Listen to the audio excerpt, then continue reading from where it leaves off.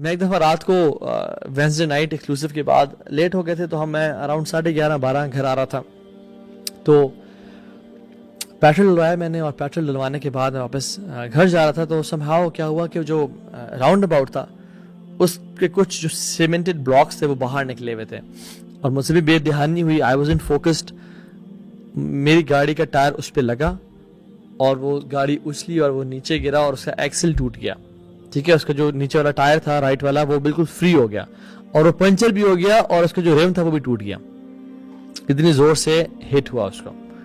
I was like سبحان اللہ قدر اللہ ما شاء فعل، یہ کیا ہو گیا. And I was there, I was cool and calm. I never needed help اس ٹائم پہ. لیکن ایک شخص آئے میرے پاس، بڑی عمر کے تھے وہ، انہوں نے گاڑی پارک کی. ڈیفینیٹلی وہ فری تو نہیں ہوں گے اس ٹائم، رات کو لیٹ گھر جا رہے ہوں گے. گاڑی پارک کر کے میرے پاس آ گئے. واللہ العظیم وہ میرے ساتھ کھڑے رہے جب تک میری گاڑی گھر نہیں گئی.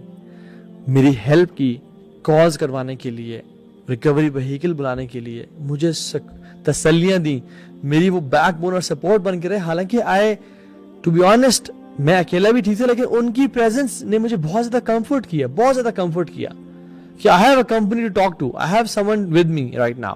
میں اکیلا نہیں ہوں. مشکل حالات میں نا انسان اکیلا کھڑا ہونا ہے تو بڑا عجیب سا فیل کرتا ہے، بے بس فیل کرتا ہے. کوئی ساتھ آ کے صرف کھڑا بھی ہو جائے نا، واللہ ہی فیل اسٹرینتھ. ایک اور ایک پہ 11 ہو جاتے ہیں. کوئی تو ہے میرے ساتھ اس ٹائم. صرف یہاں تک نہیں بلکہ اس کو بلوا کے، اس کو گائیڈ کیا، میری گاڑی میں بیٹھ کے ریکوری وہیکل پہ گاڑی چڑھوائی. یہ کہا کہ تم نہیں کرو، میں کروں گا یہ، اور چڑھوا کے گھر پہنچایا. اور پھر یہاں تک انسان بس ٹھیک ہے مدد کرتی ہے، اب چھوڑ دے. اگلے دن میکینک کو کال کیا، اپنے میکینک کو، کہ تم نے خیال رکھنا ہے اور تم نے کیا کیا کام کرنا ہے، تم نے کون سی چیز لینی ہے، اور اسے بارگین بھی خود کیا. اور مجھے کہا تم نے کسی کے پاس نہیں جانا سوائے اس میکینک کسی کے پاس جانا ہے، اور سارا کام کروایا. پتہ چل رہا تھا کہ وہ مجھے بھی نہیں جانتے. بہت سے لوگ نا آپ کے ساتھ احسان کرتے ہیں because they know you, you have benefited them, یا انہوں نے آپ کے لیکچر سنتے ہیں. ہی نیور نیو می، یہ آپ کو بتا سکتا ہوں.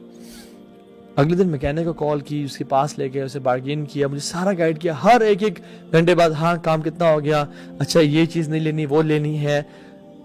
جب تک یہ سارا کام نہیں ہو گیا تب تک وہ ہیلپ کرتے رہے. And he was on call with me. I was like سبحان اللہ، کتنا نیک اللہ کا یہ بندہ ہے. مجھے اس دن نا صحیح ولی کی ڈیفینیشن پتہ چلی کہ اللہ کے اولیاء کون ہوتے ہیں. وہ بے شک ان کو حدیث یاد نہیں تھی، ان کو قرآن حفظ نہیں تھا، ان کو بہت زیادہ وہ شاید تہجد نہ پڑھتے ہوں، لیکن he was the most beneficial to people. اور یہ ہوتے ہیں اللہ کے اولیاء. اللہ کی میں نے کیا فرمایا، it is more beloved to me to walk with a Muslim for his help than sitting in اعتکاف in my masjid, Masjid Nabawi, for 1 whole month. Just imagine اللہ کے نبی کا اعتکاف کیسا ہوگا، ان کا قرآن کیسا ہوگا، مسجد نبوی کیسی ہے، اور وہاں میں ایک نماز پڑھنا کا کتنا اجر ہے. اللہ کے یہ فرما رہے ہیں. ہماری پرائرٹیز کدھر ہے، ہمارے سب کدھر ہے. یس کچھ چیزوں پہ بالکل کمپرومائز نہیں کرنا، نماز پہ نہیں کرنا، فرض نماز کو نہیں چھوڑ سکتے، شرک کسی حالت پہ نہیں کرنا چاہے ماں باپ بھی کہیں. لیکن آپ فری ہو تو مدد کر دو نا کسی کی. یار پیسے کمانے پیچھے لگے ہوئے ہو، اللہ آپ کی مدد کرے گا.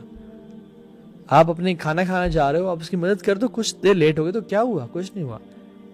So be from those people who are the most beneficial to people. Whoever walks with his brother regarding a need until he secures it for him, then Allah subhanahu wa ta'ala will make his footings firm across the bridge on the day of judgment, when the footings will be shaken. Allahu Akbar.